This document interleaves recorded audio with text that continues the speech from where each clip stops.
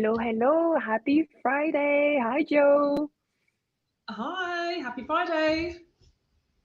Did we say happy Friday? Happy Wednesday. Did I say happy Friday? I did say happy Friday, did I? It is Wednesday. It's absolutely Wednesday. You know That's a what? good For everyone start. who's listening to us, we're just checking if you're with us. Yeah, yeah, Happy Wednesday. I'm so excited to be here with you. Obviously, and I'm sure you've been very active in those spaces. International Women's Day was just last week, literally on the day. I know there are a lot of great conversation happening this week, this month. It's fantastic. And I'm so excited because today we're going to be talking about being the disruptor of change. I love it. So before we get into that, obviously, for anyone who hasn't met you yet, would that be okay to share a bit more about you and what you do? absolutely. Firstly, thank you for inviting me on the live today. My name is Jaman Penny.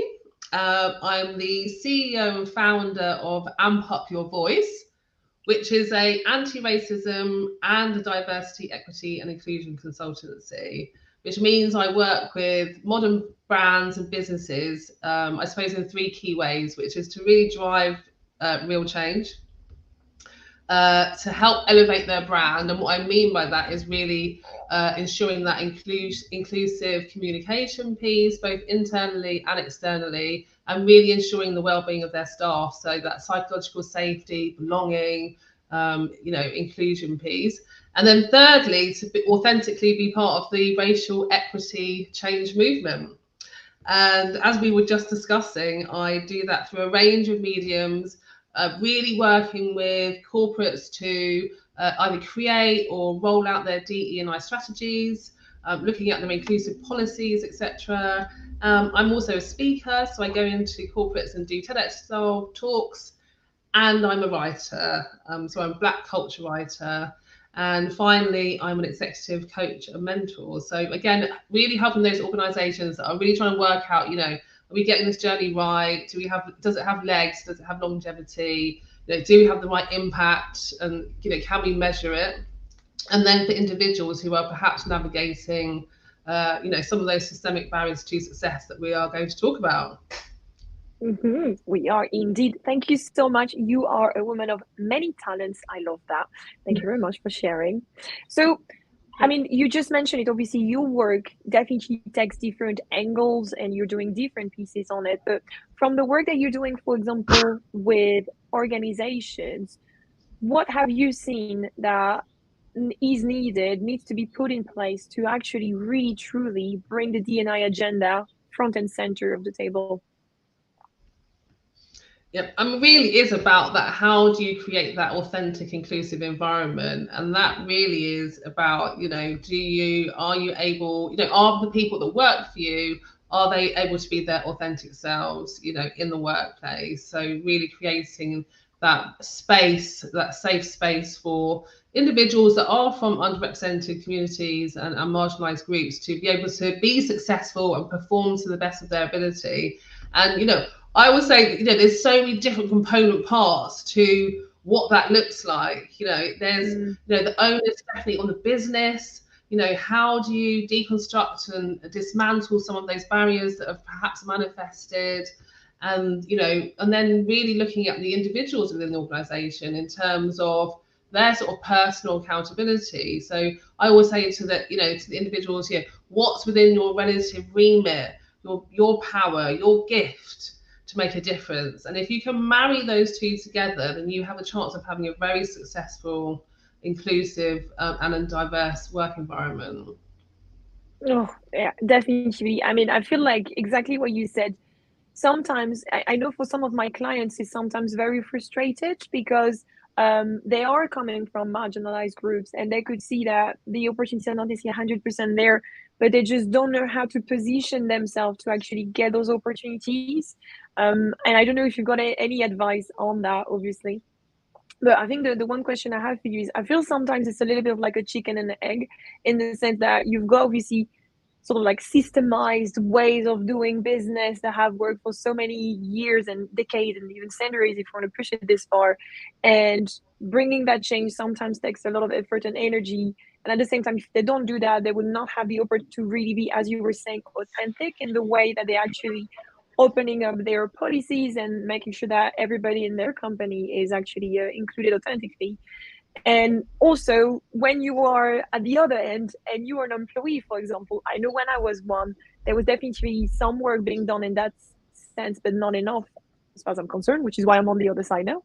The point is, when you're an employee, I feel like it's hard as well because it feels like the clocks are just way too big to be changed. So I would love to hear your views, any recommendations that you could make. I mean, I know we're going to have a lot of recommendations. We need to chat this through, but first of all, any recommendation that you would make for anyone who is already, for example, in a company and they're looking to be the disruptor of change, because essentially this is what today is about, but they just have no idea where to start.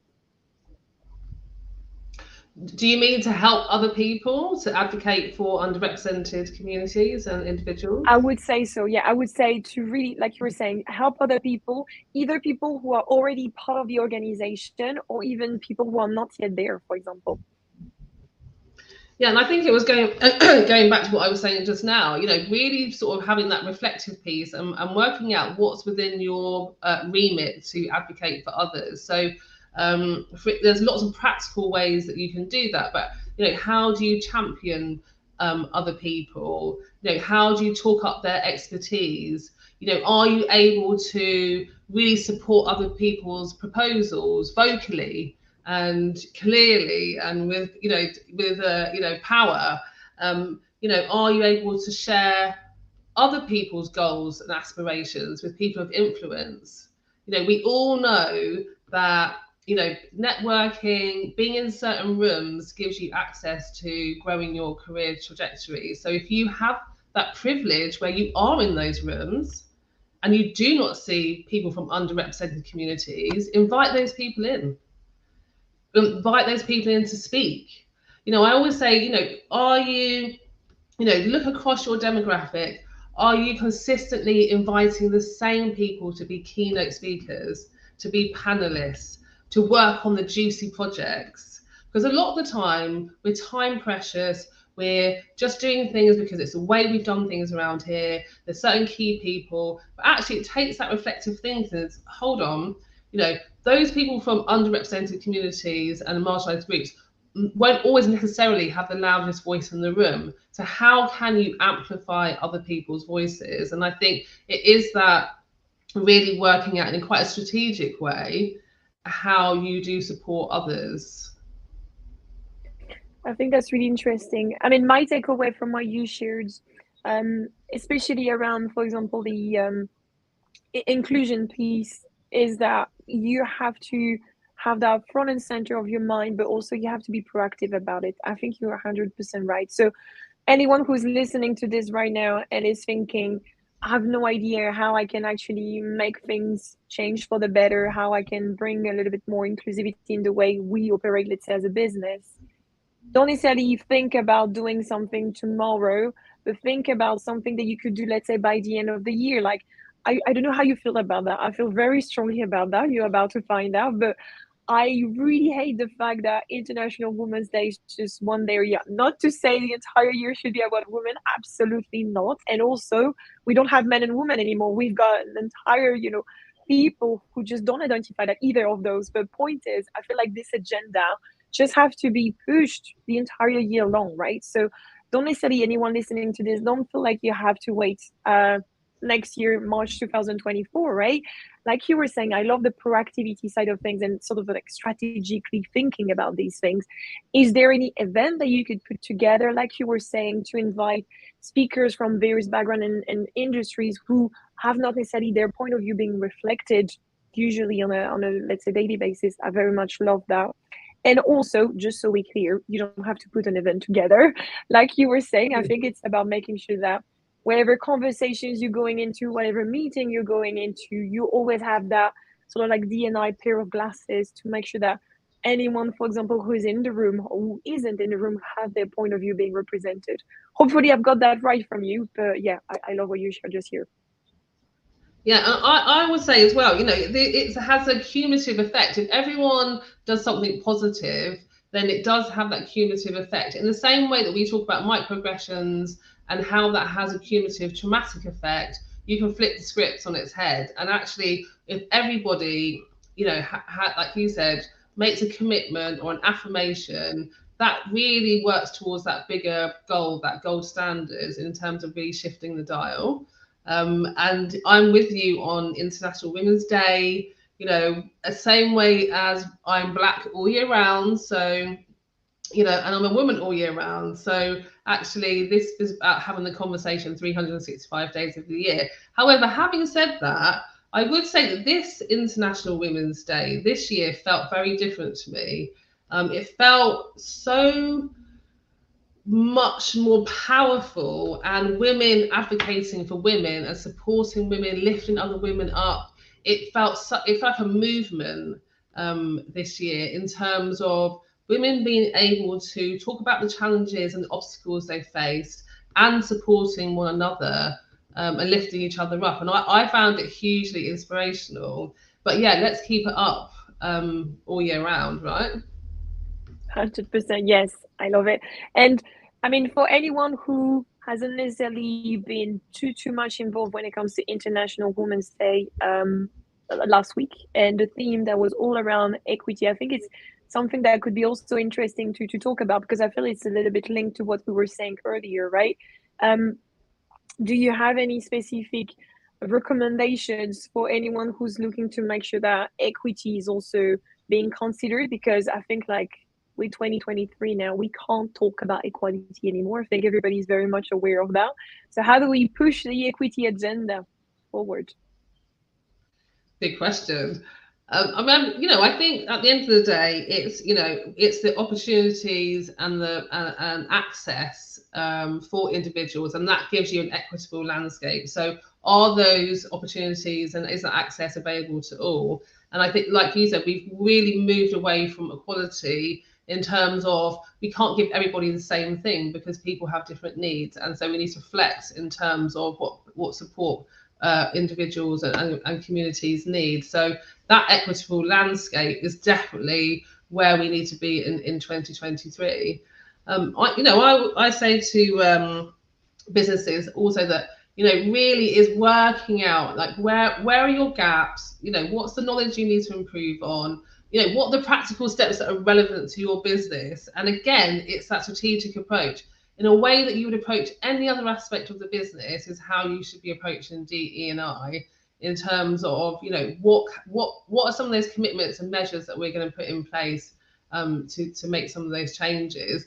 And, obviously having a really good idea of your landscape. So using data metrics, understanding, your playing field, essentially. Otherwise, you're kind of doing this in the air. So really, understanding what your starting position is and where you need to be, and then you can and filling all that stuff in, filling the gaps in. Yeah, I love that. And obviously, you've touched base on that already a couple of times so far. I think it would be very interesting, if that's okay with you, maybe to share a bit more about the core of what you're doing. I mean, I know this is not where you used to be a couple of years ago, so I would love to know a little bit more about how you ended up where you are today, which is all about obviously having those conversations with those organizations. Definitely would love to know more about how Unpop Your Voice took live, really, the motivation behind it. Well, I've shared my story quite a lot publicly. It was a result of experiencing first-hand discrimination in the workplace.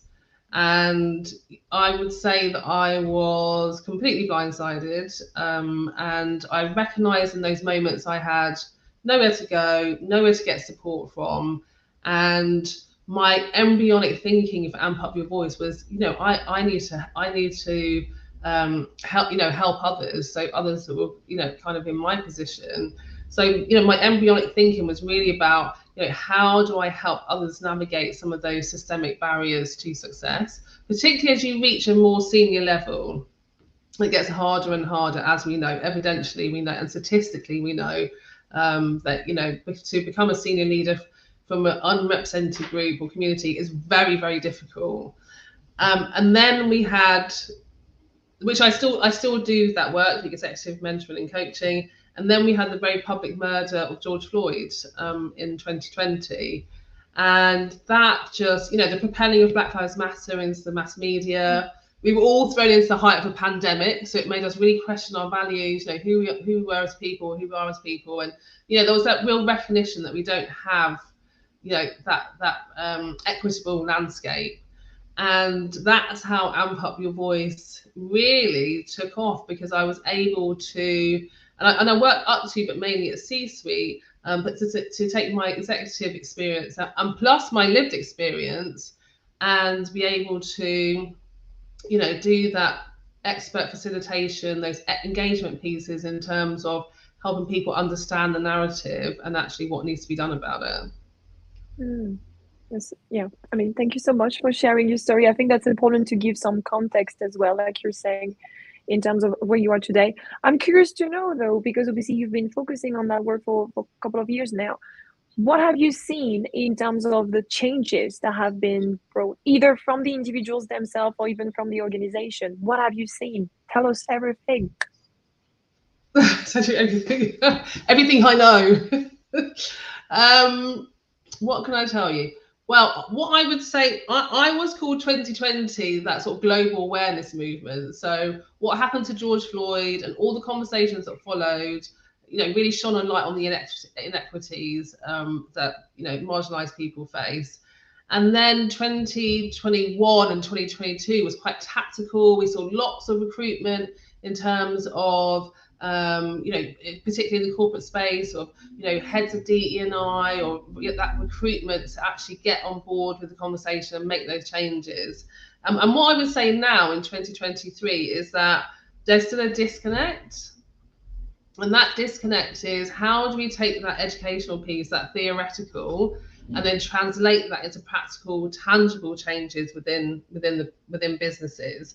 So what I'm seeing now is a real how do we have that practical application? So how do we really drive positive change? How do we have measures that are outcome based? And so actually organizations looking at, this is where we want to be in 5 years' time, and actually putting those measures in place. And I think it just really does need that practical application. And then in terms of individuals, we definitely are moving on to, if you are from an unrepresented community, how do you grow your career? How do you negotiate? How do you advocate for yourselves in that business landscape? So again, that real practical application is what I help others to achieve in terms of managing that with a DE&I lens. Yeah, I would definitely agree with that. And I think Katie, who's here, actually, full disclosure, everybody, Katie is actually a person who introduced Joe and myself. She literally agreed as well on that. And like you said, I feel like we are all aware about what's happening, what needs to be done. But the question is that, how do we go about this? How do we implement practical steps that we can implement to actually make sure that the D&I is definitely something that is no longer something aside? It's just, like, this is I think where a lot of my clients, and myself included, we're still getting our head around, which is, we should just stop talking about like it's on its own. It should just be part of the company's identity. You know what I mean? It's just not, it's a no-brainer, pretty much. Like you would have a CFO, you just need a head of D&I. Like there's just no question about that. Anyhow, this is where we are today. So we just need to reduce the gap, hence this conversation as well together today. So let's talk, maybe, if that's okay with you, about some practical things that we can put in place to actually, again, reduce those gaps. I know, for example, I talk a lot with my clients about, like you were saying, the importance to advocate for themselves. And a lot of my clients are actually into more senior positions. They've been working for like 10, 15 years, and they're at the stage where they've managed to like put themselves forward and through, but obviously they see the disconnect still. And I always tell them, how can you not only think about what is that you need to do, but now that the door has been opened for you, how can you open that for anyone who is following onto your path. So I know, for example, something that the two of us touched base just briefly before being live right now is also not only about bringing that change to yourself in the sense of like from bottom up, if I can put it this way, but also once you are in a certain position, you know, in the company's organization, or even, you know, like yourself having consultancy, how can you actually lift each other up? So any practical tips on that? I mean, I do think it's really important to have that leadership team buy-in as well. So I think you've just touched on that point, where I think we've all had DE&I training, and it's been going for years. This is nothing new. However, it has been a bottom-up approach, and actually, I think the change now is that it really does need that top-down approach. So it's the leadership teams, the senior management teams, the managers that are role modeling the behaviors, the culture, and the tone for the rest of the organization. So your staff, your demographic are going to be looking at you, how you hold yourselves to account, how you're adding business value, you know, the language you use, you know, both internally and externally, and what impact you're making. So I think it's really key, if you're an organization listening to this, is like, do you have that executive buy-in? And are you able to role model that behavior in a way that is not performative? And, you know, there has been a lot of performative actions within organizations. I mean, we all saw when George Floyd was murdered, the black squares that were put on Instagram. And actually, it was this time last year that International Women's Day, that someone created a gender pay bot, because there were lots of organisations who were like, yes, women's equality, and we need women leaders, and they were being really vocal on Twitter, on Instagram. And actually, someone created this bot and went into their organisation and were like, actually, you have 0. Whatever percent of women leaders. Your pay gap is this, and they quickly were taking down their socials. So again, really important to be authentic. So when we talk about authenticity, that's what we're talking about. You know, are you doing, you know, are you committed to those measurements, you know, in terms of, are you doing your gender pay gap reporting? Do you have a clear picture? Do you understand what that looks like? You know, do you have those tangible commitments and measures put in place? Do you have a DE&I strategy?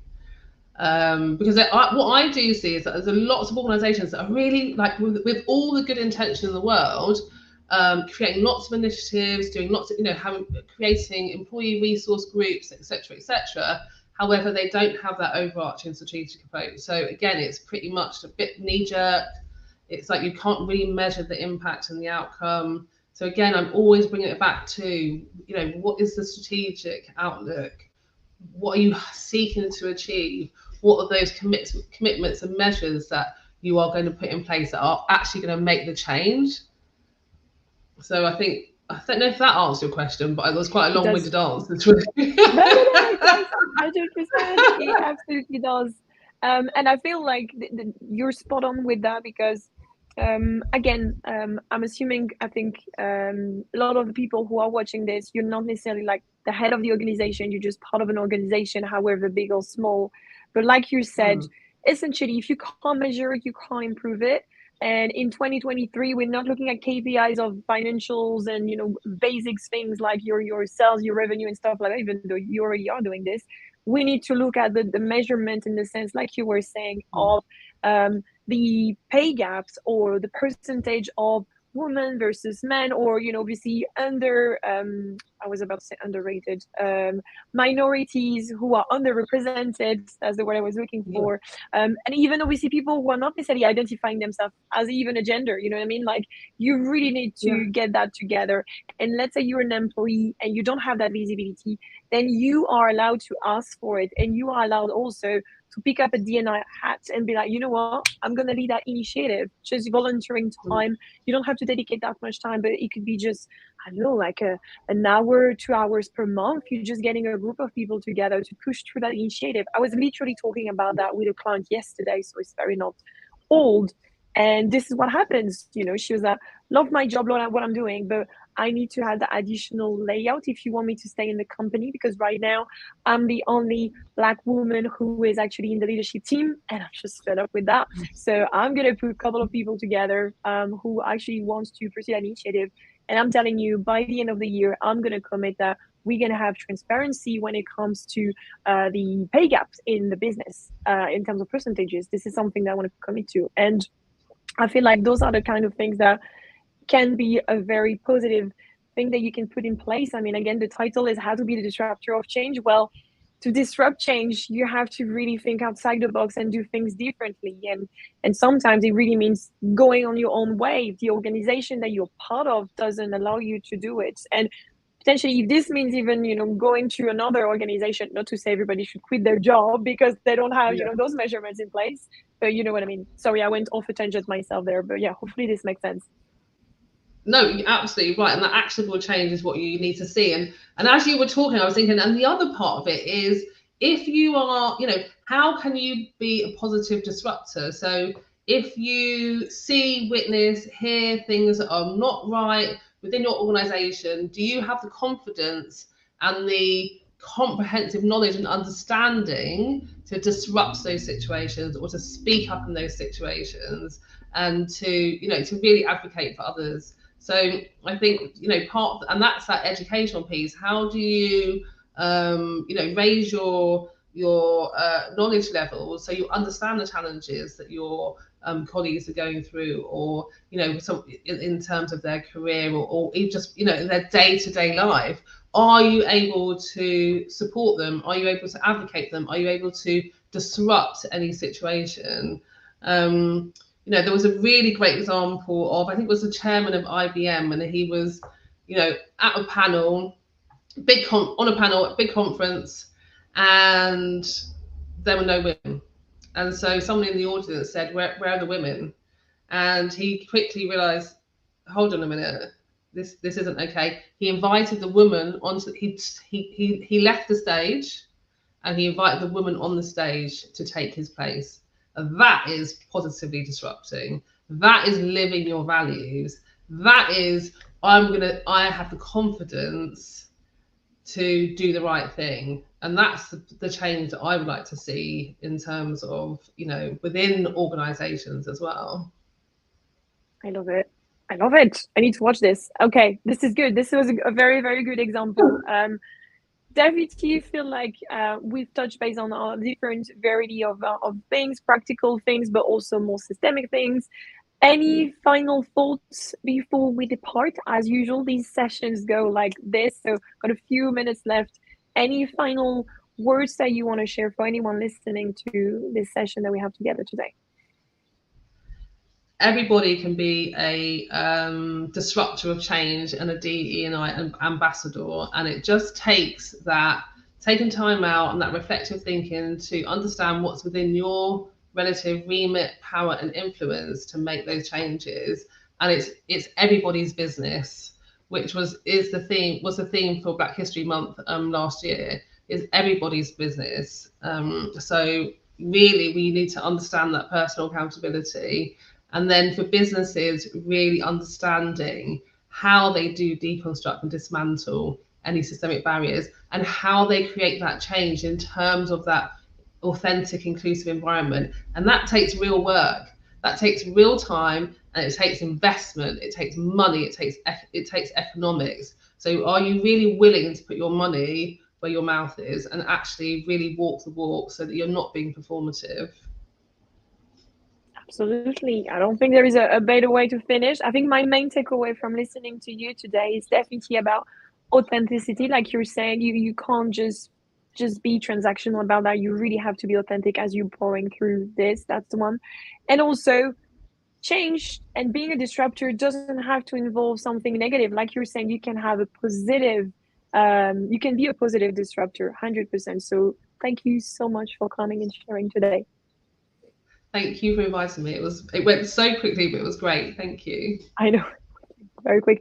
And for anyone who obviously will have any follow-up question to Joe or myself, feel free to put them in the chat. We'll make sure we answer them. You've got all of our details linked with that live, so feel free to reach out to us. Thank you so much, everyone. Thank you, Joe.